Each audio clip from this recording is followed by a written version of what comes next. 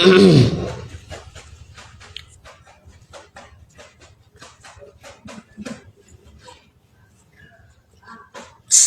আলাইকুম রহমতুল্লাহি ওয়া বারাকাতুহু। প্রিয় দেশবাসী, দেশ এবং প্রবাস থেকে যে যেখান থেকে আমার লাইভটি শুনতেছেন, খুবই গুরুত্বপূর্ণ একটা বিষয়। গতকাল আমি যখন ঢাকার দিকে যাচ্ছিলাম হলো বিজয় মিছিলে শরিক হতে কিংবা মুরব্বীদের সাথে সাক্ষাৎ করতে, সমন্বয়ক ভাইদের সাথে সাক্ষাৎ করা যায় কিনা সেই চিন্তা করে আমি ঢাকার দিকে রওনা হই।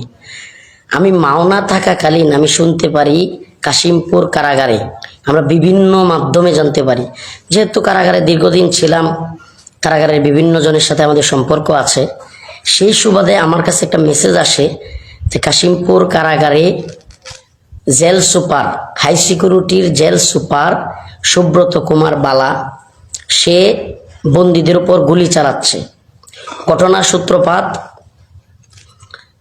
বন্দীরা যখন শুনতে পারে জালেম হাসিনার পতন হয়েছে, তখন অনেক বন্দীরা হই হুল্লোড় করে এবং বিজয় মিছিল করতে থাকে। তো সে এটাকে বন্দি বিদ্রোহ বলে কারারক্ষীদেরকে নিয়ে সে গুলির অর্ডার দেয়। এই সুব্রত কুমার বালা ইসকনের সদস্য।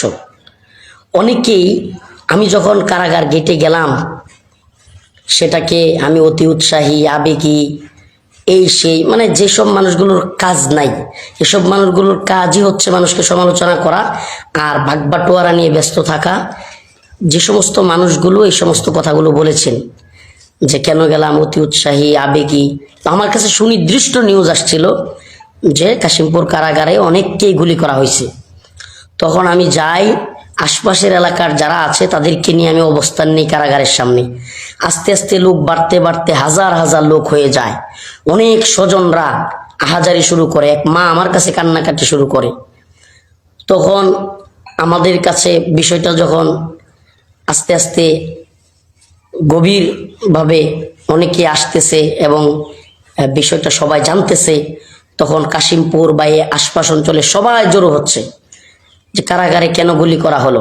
আমরা মিছিল দেই, সেখানে অবস্থান করি, সেনাবাহিনীর বিভিন্ন ফোর্স আসে, তাদের সাথে আমি কথা বলি, একজন মেজরের সাথে কথা বলি, একজন কর্নেল আসেন, ওনার সাথে আমি কথা বলি। ওনারা দীর্ঘ সময় খালক্ষেপণ করতেছিলেন। আমরা অবাক হচ্ছিলাম যে কেন আমাদেরকে কারাগারের কারোর সাথে সাক্ষাৎ করতে দেওয়া হচ্ছে না। একটা জটিল কিছু হয়েছে। আমরা হঠাৎ করে আগুন দেখতে পাই, কারাগারের আশপাশ থেকে আগুন দেখতে পাই, অনেক কারারক্ষী যারা দায়িত্বশীল তাদেরকে দৌড়ায় পালাইতে দেখি। তখন আমাদের সন্দেহ আরও বেড়ে যায়। আমি তখন লাইভে আসি বারবার, যেটা আপনারা দেখেছেন। প্রিয় ভাইরা আমার, দয়া করে এটা সমালোচনার সময় নয়। যেই সমস্ত ছাত্র, যেই সমস্ত মুসলিমরা সেখানে বন্দী, তাদের উপরে সুব্রত কুমার বালা ইসকনের সদস্য কিভাবে গুলি করেছে। গতকাল আমি অসুস্থ হওয়ার কারণে আমি বাড়িতে চলে আসি। সারাদিন সেখানে থেকে আমি প্রায় অসুস্থ হয়ে যাই। তখন আমি বাড়িতে চলে আসি নেত্রকোনায়। এখন আমি নিজে যখন শেখ মাহমুদ হাসান গনবী সহ অন্যান্য ওলামায়ে কেরামকে বললাম যে ভাই, আমি শুনতে পেরেছি গাজীপুরের শহীদ তাজউদ্দিন মেডিকেলে অনেকের লাশ আছে, আমার কাছে আরেকটা নিউজ আসে। তখন ভাই ওখানে যায়, ভাই গিয়ে 6টা লাশ খুঁজে পায়। 6টা লাশ, যে লাশের ছবিগুলো আপনারা দেখতে পারতেছেন। এই লাশগুলো পাওয়ার পরে ভাই জানতে পারে যে আরো অনেক স্বজনরা হাজারি করতেছেন, তারা লাশ খুঁজে পাচ্ছেন না।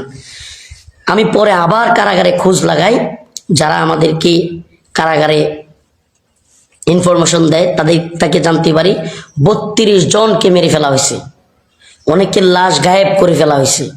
অনেক কারারক্ষীরা ভয়ে কারাগারে যাচ্ছে না। অবস্থা খুবই ভয়াবহ। তো এই জন্য এখন দেশবাসীর কাছে আমার উদাত্ত আহ্বান যে এই বন্দি কেন তাদেরকে হত্যা করা হলো, এবং যারা হত্যা হলো এখন লাশ পচে যাচ্ছে, কেন স্বজনদের কাছে দেওয়া হচ্ছে না। স্বজনেরা তাজউদ্দিন মেডিকেলে গিয়ে আহাজারি করতেছে, লাশ পচে যাওয়ার মতো অবস্থা, তবুও তাদের লাশ দিচ্ছে না।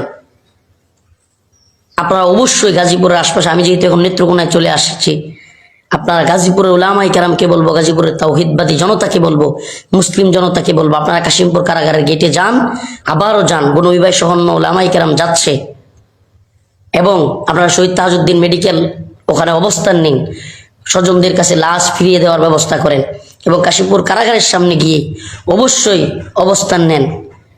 আমরা যেহেতু আমি নেত্রকোনায় চলে আসছি বাড়িতে, আমি কালকে অসুস্থ হয়ে গেছি প্রায় সারাদিন থাকতে থাকতে, আমাদের উপর হেলিকপ্টারের টহল চলেছে, হেলিকপ্টার থেকে বন্দুকের নল দিয়ে বলা হয়েছে সরে যাওয়ার জন্য। মানে অবস্থাটা এতই ভয়াবহ ছিল, সেনাবাহিনীর ইউনিট একের পর এক আসতেছিল, তারা আমাদেরকে বারবার বলতেছে যে এখানে কোনো হতাহত হয় নাই হুজুর, কিছুই হয় নাই।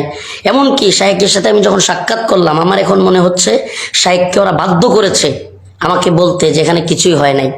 তখন আমি চলে আসি, বলেছে শায়েক যে রফিক এখানে তেমন কিছুই হয় না, এখানে এই কিছু ছাত্রলীগের পোলাপান বা বাহিরের যারা আছে এরা একটু গন্ডগোল করছে। তো এখন আমি বুঝতেছি শায়েককে মূলত ওরা বাধ্য করছে। অতএব আমি গাজীপুর এবং তার আশপাশের অঞ্চলের সকল মুসলিমকে উদারত আহ্বান জানাবো, এটা ইমানি দায়িত্ব। 32টা লাশ পড়ে গেছে।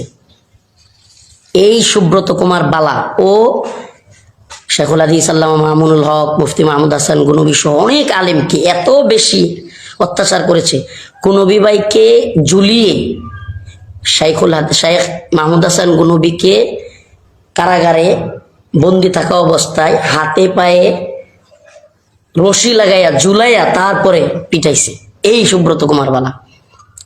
ও মুসলিম বিদ্বেষী, ও দাড়ি দেখতে পারে না, টুপি দেখতে পারে না, ওর দাড়ি টুপি নামাজ এগুলোর ব্যাপারে চরম অ্যালার্জি। এই লোকটা এইভাবে ছাত্রদের উপর, এইভাবে বন্দীদের উপর গুলি চালিয়েছে। দয়া করে প্লিজ গাজীপুরের আশপাশের সকলকে বলবো, দ্রুত আপনারা শহীদ তাজউদ্দিন মেডিকেল হসপিটাল এবং কাশিমপুর কারাগারের সামনে অবস্থান নিন। কেন আমার ভাইদেরকে এইভাবে শহীদ করা হলো, এখনো কেন বালা স্বপদে বহাল, এবং কেন লাশগুলো ফিরিয়ে দেওয়া হচ্ছে না?